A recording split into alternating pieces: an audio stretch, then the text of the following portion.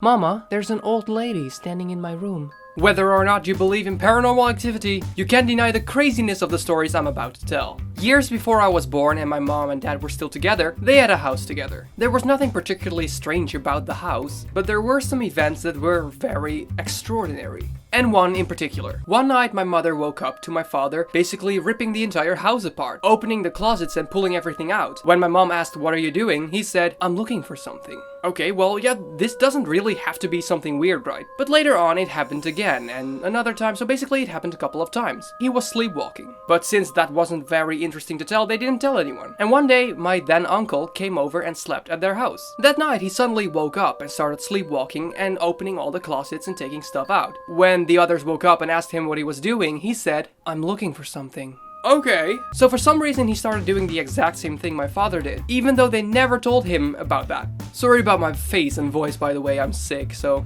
And now, fast forward a couple of years. To the year I was born. When I was born, I was a baby, obviously. But up to this day, I still believe that when I was little, I had the ability to see spirits. And whether or not you believe in that, or you believe that I actually was able to do that, it is interesting to hear these stories even though you don't believe in it, because there's still some pretty weird stories. Okay, so I was a baby. And at one point, I started staring at this place where nothing was, and I started crying. My mother, also believing in spirits and everything like that, bent over me and yelled, "Leave us alone," and I stopped crying. This isn't, of course, the most interesting story, because a baby could just be staring at something and crying, and just stop crying when his mother is there. But then again, fast forward a couple of years. I was 3 years old, and I was already living in this house. One day, and this is some horror movie stuff, I was in bed. But a while later, I walked downstairs and said to my mother, Mama, there's an old lady standing in my room. And my mother asked, "But is she nice?" And I said, Yes.